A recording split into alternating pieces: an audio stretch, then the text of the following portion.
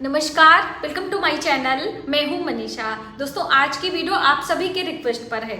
आषाढ़ मास की अमावस्या शुरुआत कब से हो रही है और कब होगी समाप्त। मान लीजिए आप पितरों के निमित्त श्राद्ध तर्पण करना चाहते हैं तो वो हम कब करेंगे, क्योंकि देखिए अमावस्या तिथि की जो शुरुआत है वह 24 जून को शाम के समय 6:59 यानी कि 7 बजे आप मानकर चलिए। 7 बजे शुरुआत हो रही है, तो अब इस दिन हमें अमावस्या का मान्य नहीं करना है। आप 25 जून सुबह सवेरे सूर्योदय के साथ में आपको अमावस्या मिल रही है, तो आप इसी दिन अमावस्या तिथि का मान करिए। और इस दिन अमावस्या कब तक रहेगी ये भी आपको पता होना चाहिए। तो 25 जून को अमावस्या तिथि समाप्त हो रही है, 25 जून को शाम 4 बजे।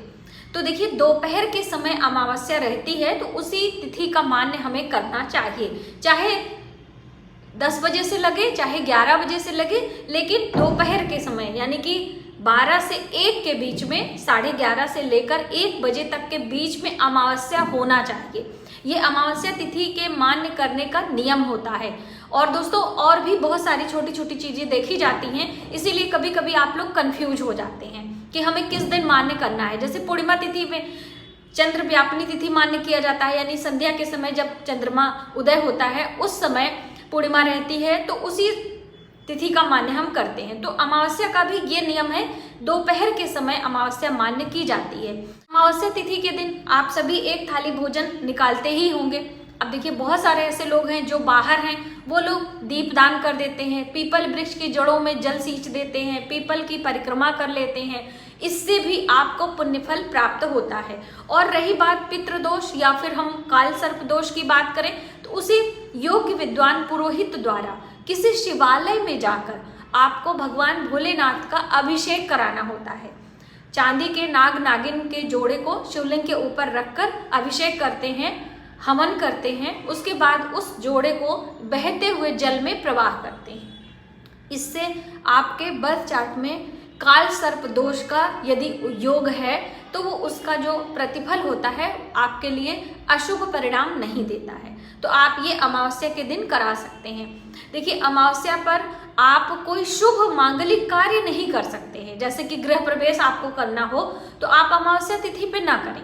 अमावस्या तिथि पे करना उतना शुभ नहीं होता है। कोई लंबी यात्रा कर रहे हैं, अपने बेटियों की विदाई हम कर रहे हैं, तो भी हमें अमावस्या का ध्यान रखना पड़ता है। आप स्वयं किसी और का भोजन अमावस्या तिथि पर ना करें। देखिए बाहर हैं तो आप पैसे देकर खरीद कर खा रहे हैं, वो एक अलग बात है, लेकिन किसी अनजान व्यक्ति के घर या फिर हमारे जो मानदान होते हैं, मानदान किसे कहते हैं, हमारे लोगों के यहाँ जिन बहन बेटियों के पाँव पूजे जाते हैं, आपने उनका कन्यादान में शामिल हुए हैं तो उन्हें मानदान बोला जाता है। तो ऐसे लोगों के घर भी अमावस्या तिथि पर भोजन करने से पितृदोष जैसे बर्थ चार्ट में आपके योग उत्पन्न होते हैं, यानी पितृदोष जैसा गुण आता है। तो इसलिए आप ये कार्य करने से आपको बचना चाहिए। अब स्नान पवित्र नदियों में, लेकिन क्या है अभी वर्षा का मौसम है, आषाढ़ और श्रावण के महीने में बहुत ज़्यादा नदियों में स्नान नहीं करना चाहिए। इससे नदियों का जो उफान होता है और नदियों में जल स्तर बहुत ज़्यादा होता है, तो इसलिए दुर्घटना भी हो सकती है। तो आप अपने घर में ही पवित्र नदियों के जल को डालकर स्नान कर सकते हैं। और भगवान सूर्य को भी जल देने से पितरों की आत्मा को प्रसन्नता मिलती है, क्योंकि कहीं ना कहीं सूर्य देव भी हमारे पितर ही हैं। सूर्य हमारी आत्मा के कारक हैं। इसलिए यदि आप हर दिन नहीं दे पा रहे हैं भगवान सूर्य को जल, तो अमावस्या तिथि पर 1 लोटा जल, उसमें काले तिल डालकर आपको पूर्व दिशा की तरफ मुख करके जल देना चाहिए। अब देखिए बहुत सारे लोगों को सूर्य दिखाई नहीं देता है, तब आप अपने मन में ध्यान करके भगवान सूर्य का नाम लेकर उनके मंत्रों का जप करते हुए तो भी आप जल दे सकते हैं। इससे पितर प्रसन्न होंगे। जो सूर्य की किरणों का लाभ है वो नहीं मिलेगा, लेकिन पितरों की आत्मा को शांति जरूर मिलेगी। दोस्तों, पितृ यदि हमारे प्रसन्न रहते हैं तो हमारे घर में तरक्की होती है, बरकत होती है, हमारी संतानों के विवाह सही समय पर होते हैं और हमारे घर में कुल वंश की वृद्धि होती है। इसीलिए हर तीज त्योहार में पितरों को ज़रूर याद करते हैं, स्पेशली अमावस्या तिथि पर। लेकिन पितरों की कभी भी पूजा घर में नहीं की जाती है। अक्सर लोग भाव में आकर घर में पितरों के लिए रोज भोग निकालते हैं, पितरों के लिए रोज, ऐसा नहीं करना चाहिए। पितरों के प्रतिमा पर यानी उनका जो चित्र है उसे आपको दीवार पर लगाना चाहिए, उसमें एक आर्टिफिशियल माला जरूर टांग कर रखना चाहिए और पितरों के निमित्त दान पुण्य करना चाहिए। यानी कि आप जरूरतमंद को, गरीबों को भोजन करा सकते हैं, वस्त्र, अन्न आदि दे सकते हैं, लेकिन घर में आप ब्राह्मण बुला के खिलाएं भोजन, लेकिन उनको भोग नहीं लगाए। ऐसा कहते हैं कि जब पितृलोक में पितरों की आत्मा को शांति नहीं रहती है तब वो अलग अलग प्रकार से आपको प्रताड़ित भी कर सकते हैं। अब आपको नहीं पता है कि आपके पितर किस योनि में हैं, है ना, तो इसलिए कहते हैं कि आप बाहर जो भी कार्य करें, पिंडदान, तर्पण जो भी करना है आप बाहर करें। घर के अंदर बहुत ज़्यादा पितरों का आसन लगाकर भोग लगाना, ये सब कार्य वर्जित बताया गया है। अब दूसरी अहम बात कि अमावस्या तिथि पर क्या हम श्रृंगार कर सकते हैं अथवा नहीं। तो देखिए, अमावस्या पर श्रृंगार करना कोई दोष नहीं है। आप देखिए, कार्तिक मास की अमावस्या पर माता लक्ष्मी की पूजा हम अपने घर की साफ सफाई और साज सज्जा करके ही पूजा करते हैं, है ना। लेकिन क्या है कि नए चीज़ों का, जैसे नए वस्त्र, नए कपड़े, नई चूड़ियाँ अमावस्या तिथि पर नहीं पहना जाता है। यदि कोई शादी ब्याह है, कोई मजबूरी है, तब आप पहले से, आपको ज्ञान है कि हमें अमावस्या पर कहीं जाना है और हमें इसको इस्तेमाल करना है, तो आप पहले ही गंगा जल का छींटा लगाकर थोड़ा सा हल्दी कहीं तिलक कर दें, माता तुलसी को चढ़ा दें। नहीं चढ़ा पाए हैं तो कन्या है कोई, उसके ऊपर उड़ा दीजिए, तो उस चीज का प्रभाव समाप्त हो जाता है, यानी कि वो चीजें नई नहीं रह जाती हैं, फिर आप उसको पहन सकते हैं। इसी तरीके से एक बहन का प्रश्न आया था कि संध्या के समय श्रृंगार करना मना होता है, लेकिन संध्या को कहीं किसी पार्टी में जाना है, तब हम कैसे श्रृंगार करें। तो देखिए, श्रृंगार में आप बाल अपने पहले से बना लीजिए, ठीक है। मांग में सिंदूर लगाना, महावर लगाना श्रृंगार के अंतर्गत आता है। तो ये दो कार्य आप पहले से कर लीजिए। आपको पता है कि जाना है तो आप थोड़ी देर पहले कर लीजिए, या सारे कार्य करने के बाद लास्ट में आप ये काम करें। 15-20 मिनट का समय होता है, उसको अवॉइड करके आप रात्रि थोड़ा हो जाए तो आप श्रृंगार करके कहीं भी जा सकते हैं। इतना भी आपको परेशान होने की जरूरत नहीं है।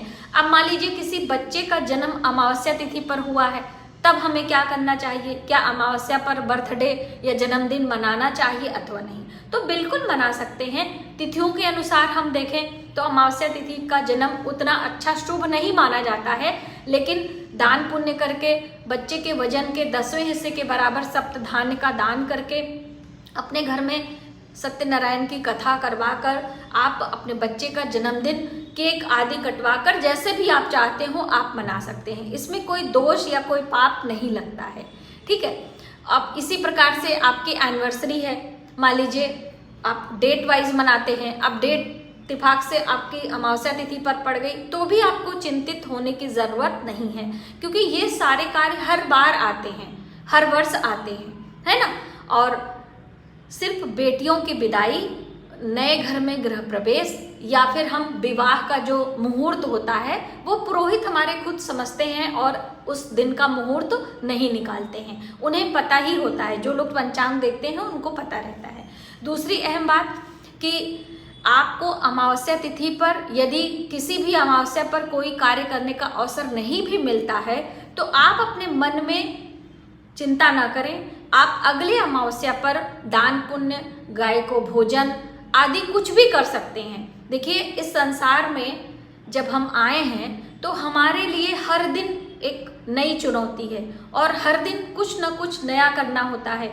हर दिन हमें दान पुण्य करने होते हैं, पूजा पाठ करने होते हैं। तो अपना जीवन सुखमय बनाने के लिए इन सब चीज़ों को दैनिक जीवन में हमें उतारना चाहिए, तभी हमारा जीवन सुखमय हो सकता है, ठीक है। तो इसीलिए कहा गया है अमावस्या पर माता लक्ष्मी की पूजा, चींटियों को भोजन, मछलियों को दाना यानी गोलियां और गौ की सेवा करना शुभ फल हमारे लिए प्रदान करता है। तो आप इनमें से कुछ भी कार्य करें, आपके लिए शुभता ही होगी। और जाने अनजाने में की गई कोई भी गलती, कोई भी भूल इतनी बड़ी भूल नहीं होती है यदि आप उसका प्रायश्चित कर लेते हैं तो।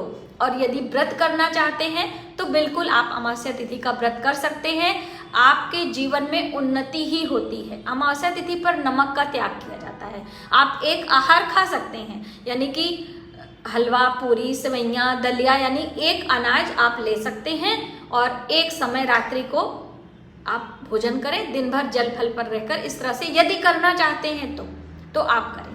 तो मुझे उम्मीद है कि अमावस्या तिथि से संबंधित ये सभी महत्वपूर्ण जानकारी आपके लिए हेल्पफुल होगी और आप इन सब बातों पर ध्यान रखते हुए अमावस्या तिथि पर कुछ न कुछ शुभ कार्य, इन सब बातों का ध्यान रखते हुए कुछ न कुछ कार्य करने का प्रयास अवश्य करेंगे। आज की वीडियो में बस इतना ही। यदि हमारी जानकारी आपको थोड़ी सी भी हेल्पफुल लगे तो प्लीज़ वीडियो को ज़्यादा से ज़्यादा लोगों में शेयर करें।